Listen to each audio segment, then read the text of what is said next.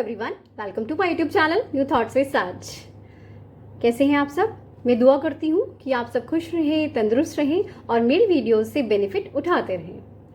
आज की video start करने से पहले मेरी आप सभी से एक रिक्वेस्ट है कि अगर आप लोगों को मेरी वीडियोस इंफॉर्मेटिव लगती हैं, आपको उनसे कुछ ना कुछ बेनिफिट मिलता है, तो प्लीज़ इसे शेयर कीजिए ज़्यादा से ज़्यादा एंड चैनल को सब्सक्राइब ज़रूर कीजिए। ओके, तो बढ़ते हैं आगे की तरफ। आज की जो मेरी वीडियो का टॉपिक है that is really very important and common these days, और वो है बाल्डनेस, गंजापन। ठीक है, ये प्रॉब्लम आज हमें मतलब इतनी कॉमनली दिखाई देती है सीरियसली, एंड इसकी वजह से इतना मतलब परेशान हो जाते हैं ना हम लोग कि समझ नहीं आता कि तरह तरह के शैम्पू यूज़ कर लिया, सारा ट्रीटमेंट्स करके देख लिए, बट वो बात ही नहीं बन रही है, पता नहीं क्या है। तो आज इस टॉपिक को हम अच्छे से समझेंगे, ठीक है, कि ये बाल्डनेस क्या है, क्यों होती है, और सबसे इम्पॉर्टेंट जो चीज़ है मैं आप लोगों को बताऊंगी इसके लिए homeopathic medicines and really wonder करती हैं। तो पूरी वीडियो देखनी है आपने, ओके, एंड तक बने रहना है। वीडियो करते हैं स्टार्ट। देखिए, सबसे पहले मैं आप लोगों को बताती हूँ कि जो हमारे हेयर होते हैं ना, इनका भी एक साइकिल होता है, लाइफ स्पैन होता है इनका, और वो होता है 3 to 5 years। ठीक है, जब इनका लाइफ स्पैन पूरा हो जाता है तो फिर क्या होता है, ये गिरते हैं, इनकी शेडिंग होती है और इनकी जगह पर नए बाल आते हैं। ठीक है, तो एक ये नॉर्मल सा प्रोसेस है, मतलब बालों का गिरना, जब उनका लाइफ साइकिल पूरा हो गया फिर उसकी जगह पर नए बालों का आना। सो इसको हम क्या बोलते हैं, shedding of hair, and this is normal. इसमें बिल्कुल भी घबराने की जरूरत नहीं है अगर थोड़ी बहुत होती है।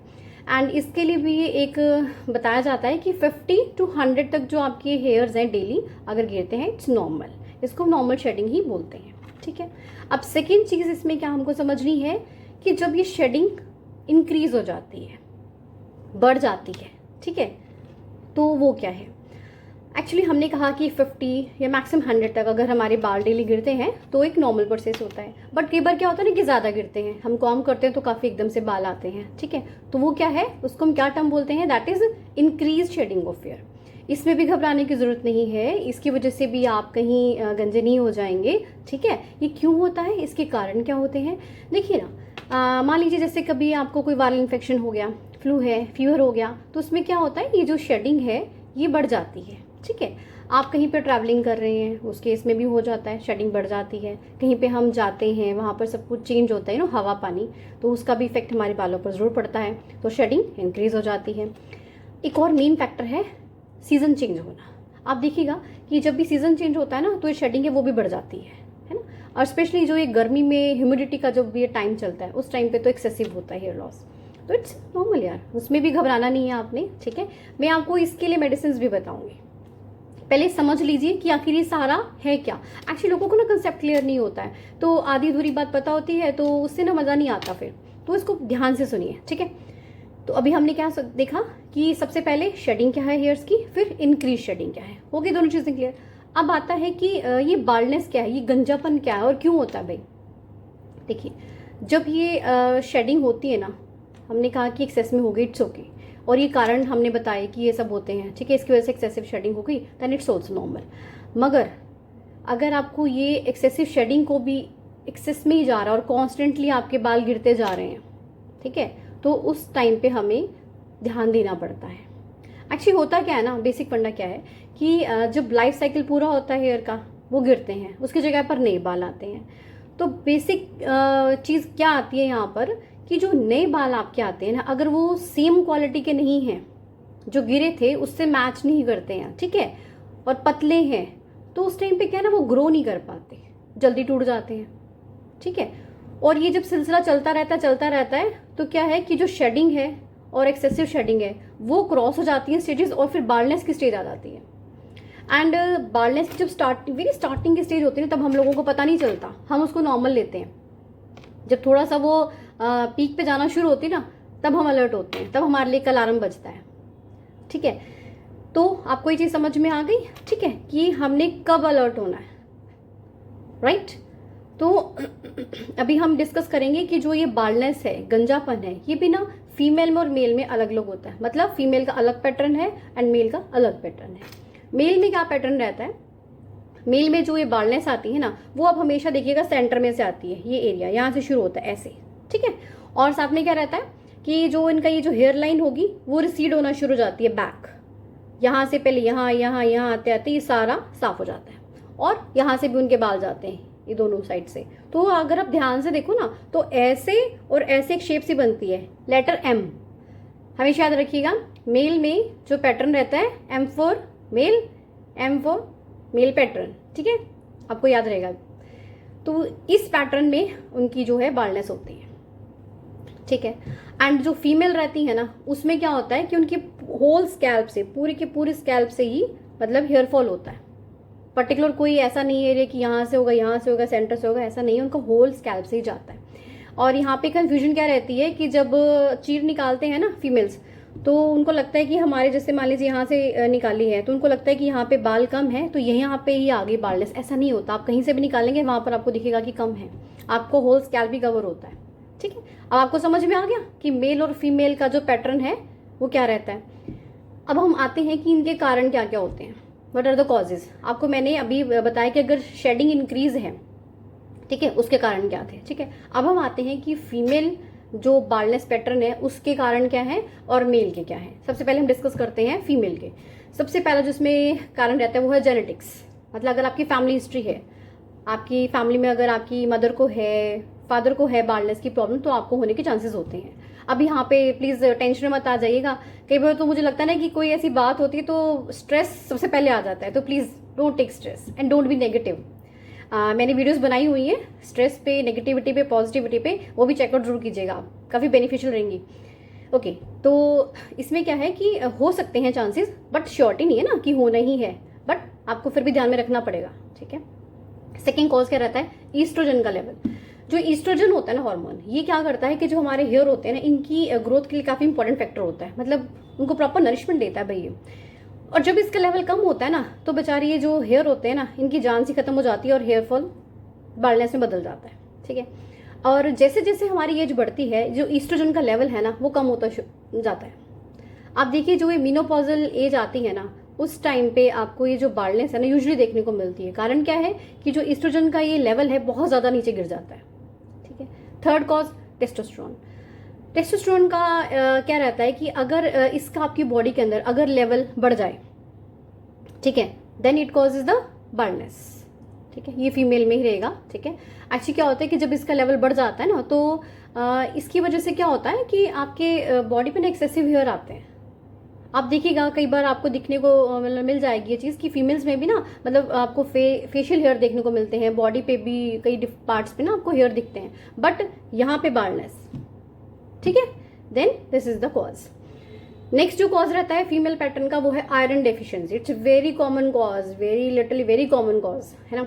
तो एक्चुअली हम लोग ना अपनी डाइट पर प्रॉपर ध्यान देते ही नहीं है। सारा दिन हमारी रिस्पॉन्सिबिलिटीज इतनी होती हैं कि उनमें खो जाते हैं, खुद पे ध्यान नहीं दिया जाता। सो प्लीज़ ध्यान रखिए अपना, ठीक है। HB का लेवल अपना मेंटेन रखिए, ओके। तो अगर आप लोगों की बॉडी में अगर आयरन की डेफिशिएंसी है तो इसकी वजह से भी आपको बाल्डनेस की प्रॉब्लम को सफ़र करना पड़ सकता है, ठीक है। तो हो गया ये फीमेल पैटर्न का। अब आते हैं मेल पैटर्न के बाल्डनेस की कॉजेज क्या होते हैं। सबसे मेन जो पहला कॉज है वो जेनेटिक्स ही है। अगर फैमिली में आपकी हिस्ट्री है, फादर मदर किसी को भी है, तो आपको होने के चांसेस होते हैं। सेकंड आता है इसके अंदर hormone, that is DHT, that is the dihydrotestosterone. Actually अगर इसका लेवल बढ़ जाता है ना बॉडी के अंदर, then it causes the baldness, okay. तो ये हो गए मेल पैटर्न के बाल्डनेस के कॉजेस। अब आते हैं मेन जो हमारा काफ़ी इंपॉर्टेंट टॉपिक है जो, that is the homeopathic medicine. अब जो ये है ना होम्योपैथिक मेडिसिन, इसको भी ना हम 3 उसमें बताएंगे, ठीक है। सबसे पहले मैं आपको बताने वाली हूँ कि जो शेडिंग इंक्रीज होती है, ठीक है। एक नॉर्मल शेडिंग इट्स ओके, उसके लिए तो हमें मेडिसिन की नीड नहीं है ना। हमें नीड कब है, जब शेडिंग ज़्यादा हो गई। इंक्रीज शेडिंग के केस में हमें मेडिसिन चाहिए, ठीक है। फिर हमें फीमेल के लिए कौन सी मेडिसिन है एंड मेल के लिए कौन सी है, ठीक है। तो सबसे पहले अगर शेडिंग इंक्रीज हो गई है उस केस में हम 3 मेडिसिन मतलब ले सकते हैं जो काफ़ी सेफ हैं। एक चीज़ और यार, कोई भी मेडिसिन होम्योपैथिक लेने से पहले मैं आप लोगों को एक राय देना चाहूँगी कि देखिए वैसे तो होम्योपैथिक मेडिसिन सेफ होती हैं, they are really quite safe, है ना। But that will be very good for you कि अगर आप अपने फिजिशियन से जाकर कंसल्ट कीजिए, ठीक है। क्योंकि वो क्या है ना, एक प्रॉपर से आपका केस लेते हैं, एक कॉज डायग्नोज करते हैं, उसके अकॉर्डिंग वो फिर आपको मेडिसिन देते हैं, ठीक है। और ठीक है, तो that will be I think a good point you can do. And it will be quite safe for you also. Okay, तो सबसे पहले इसमें जो हम मेडिसिन देते हैं दैट इज कार्बोवेज। ओके, अब जो ये कार्बोवेज मेडिसिन हम देते हैं स्पेशली कब दी जाती है, जब आपको कोई इन्फेक्शन हुआ है, वायरल फ्लू वगैरह हो गया, आपको फीवर हो गया है ना, उसकी वजह से अगर आपकी बालों में जो है हेयर फॉल ज़्यादा हो रहा है, ठीक है, then you can give the carbo veg. इसको हम लेंगे 30 पोटेंसी में ही, और इसे आप सुबह शाम ले सकते हैं। और इसको लेने का तरीका क्या होता है, 1 to 2 drops direct on the टंग, ठीक है। आप ग्लोब्यूल्स में भी ले सकते हैं, ऐसा कोई कंपल्शन नहीं है कि आपको डायरेक्ट मेडिसिन टंग पे डालनी है, आपको जैसे कंफर्टेबल लगता है ना आप वैसे लीजिए, ठीक है। तो आपने ठीक है कार्बोवेज 30 लेनी है, ठीक है, और इसकी जो आप मेडिसिन को कंटिन्यू रख सकते हैं, मैक्सिमम 15 डेज रख सकते हैं, और उसको 1 मंथ तक आप कर सकते हो कंटिन्यू, इट्स ओके, ठीक है, क्योंकि हम 30 में ही ले रहे हैं। इससे ज़्यादा अगर आप करना चाहते हैं तो you have to consult the physician, ठीक है जी। ओके, नाउ नेक्स्ट मेडिसिन की तरफ बढ़ते हैं, दैट इज नेट्रोम्योर। देखिए सबकी लाइफ में ना स्ट्रेस कहीं ना कहीं से पता नहीं आ ही जाता है, ना चाहते हुए भी ना आना ही है। इसलिए एक ऐसी मतलब ये चीज़ है ना, कोई शायद बचा नहीं है इससे। तो स्ट्रेस जो फैक्टर है ना, तो उस केस में अगर आपके हेयर फॉल हो रहा है, ठीक है, देन यू कैन गिव नेट्रोम्योर। बहुत ज़्यादा ग्रीफ है, बहुत ज़्यादा दुख है इंसान को, ठीक है, देन नेट्रोम्योर 30 पोटेंसी में सुबह शाम 1 से 2 बूंद डायरेक्ट टंग पे, ठीक है। इसको भी आप 15 दिन से 1 महीने तक कंटिन्यू कर सकते हो, ठीक है। नेक्स्ट जो हमारी मेडिसिन है दैट इज फॉस्फोरिक एसिड। ये भी हम कब देते हैं, मेनली जब मेंटल स्ट्रेस जब होता है ना, ज़्यादा एक्सेस में हो जाता है जब हमें मेंटली, मतलब उस टाइम पे हमारा जो दूसरे भी जज कर सकते हैं कि हाँ ही इज़ इन स्ट्रेस और शी इज़ इन स्ट्रेस, ठीक है, then we can give the phosphoric acid.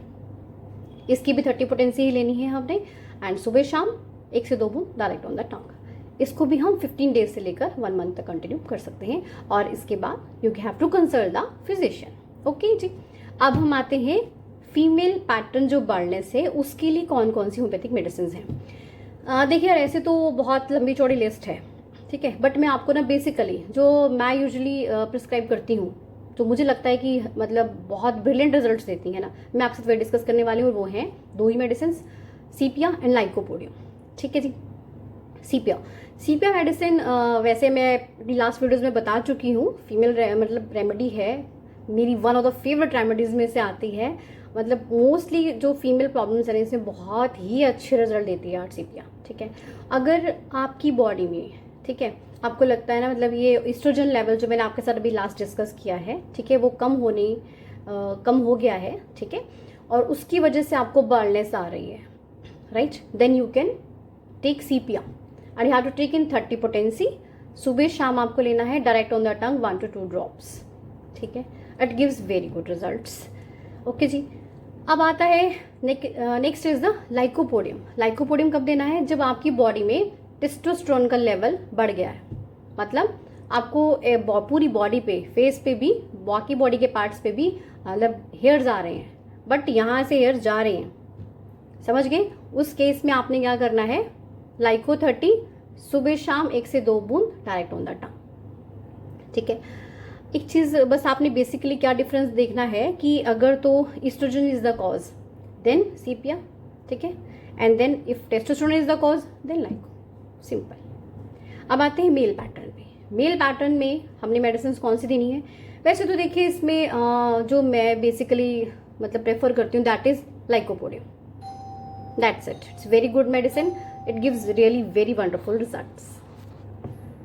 जो ये लाइकोपोडियम मेडिसिन है ना, इसे हम कब प्रिस्क्राइब करते हैं, जब आपको मेल से लगे ना कि जो एम शेप का मेल पैटर्न बाल्डनेस का है, आपको लगता है कि इट इज़ प्रेजेंट, ठीक है, एंड टेस्टोस्टेरोन का जो लेवल है वो बढ़ जाता है, मतलब excessive hair on the body but hair fall on the scalp, ये सब चीज़ें मिलती हैं, then you can usually take this medicine. Okay, एक और मेडिसिन मैं यहाँ पे डिस्कस करना चाहती हूँ, that is the baryta carb. But इस मेडिसिन के लिए वैसे इन दोनों में ज़्यादा डिफरेंस देखने को मिलता नहीं है। ब्राइटा कार्ब बेसिकली तब दी जाती है जब आपको ना ये जो पैटर्न है बाल्डनेस का यंग एज में मिलता है, मतलब आपको 16 से 17-18 साल की एज के बॉयज़ में, अगर यंग बॉयज़ में मिलता है, then you can give baryta carb. But usually lyco gives very wonderful results. अगर इन केस अगर आपको लगता है कि हाँ यहाँ पे मुझे प्रॉपर उतना रिजल्ट नहीं मिल रहा, then you can also give baryta carb. Okay, तो आई थिंक आप लोगों को ये कंसेप्ट अच्छे से समझ में आया होगा कि क्या होता है हेयर फॉल, क्यों होता है, एंड मेल एंड फीमेल का डिफरेंस क्या था, और इन दोनों की हमने जो अलग अलग से होम्योपैथिक मेडिसिन डिस्कस की हैं, I think it will be very very useful for you. Okay, तो आशा करती हूँ आप लोगों को इन्फॉर्मेटिव लगी होगी वीडियो। कीप ऑन वॉचिंग, मिलते हैं नेक्स्ट वीडियो में। Till then take care, bye.